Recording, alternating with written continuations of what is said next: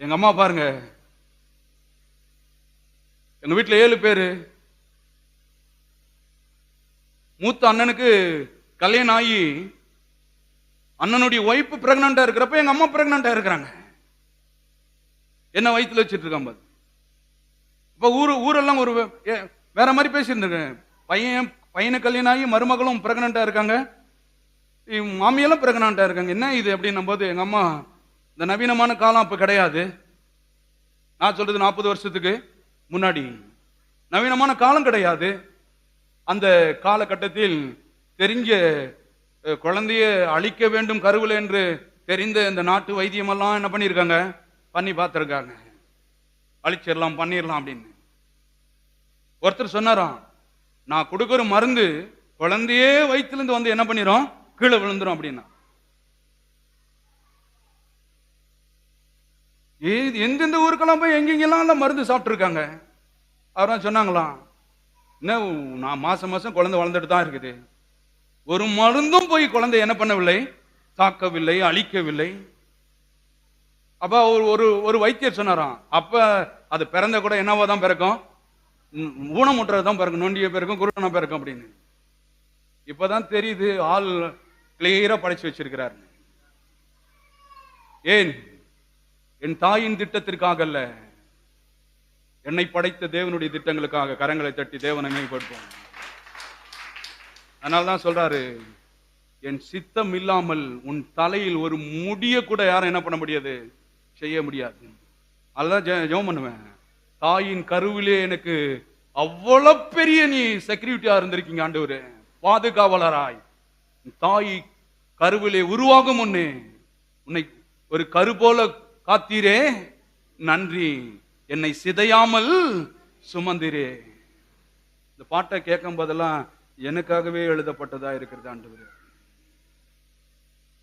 இன்னைக்கு பாருங்க, தண்ணி குடம் எடுத்து இப்படியே நடந்திருப்பாரு, குழந்தை கலைஞ்சிரும் அப்படின்னு.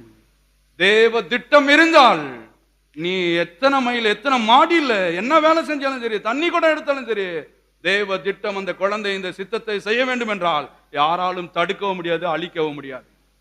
எங்க அம்மா சொல்றாங்க பாருங்க, 7 பேர்லயும் இப்ப யாரும் எங்க அம்மாவை பார்த்துக்கிறது கிடையாது. அவங்க சொல்லுவாங்க, 7வதா யாரு அழிக்க நினைச்சனோ அதுவே தலைக்கு என்ன ஆயிடுச்சு, மூளைக்கல்லாய் மாறிவிட்டது. இதுல விளையாட்டான விஷயம் கிடையாது. அதனாலதான் தேவனுக்கு சொல்லுவேன், மருந்தை காட்டிலும் நீ பெரியவர், மருத்துவத்தை காட்டிலும் நீ பெரியவர்.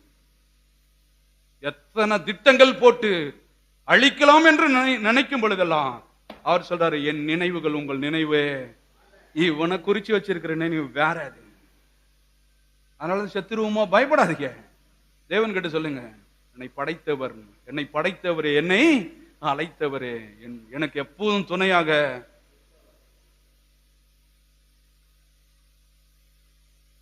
தாய் அத ஒரு பாட்டு பாடுவாங்க, தாய் கருவுல உருவாகும் முன்னே எலும்புகள் உருவாகல, நரம்புகள் உருவாகல, தேவனுடைய தரிசனம் என்னை குறித்து உருவானதே. தெரியும் அவருக்கு, இந்த குழந்தை அழியாமல் சிதையாமல் வரணும். ஏன்னா இதுக்கு வானர் எங்க அம்மா இல்ல, எனக்கு வானர் யாரு, தேவன். அதனால உங்களுக்கு வானருக்கு டாக்டர் கிடையாது, உங்களுக்கு வானர் பக்கத்து வீட்டுக்காரு கிடையாது, மந்திரவாதி கிடையாது. உங்களை படைத்தவர் வானத்தையும் பூமியையும் படைத்த தேவன்.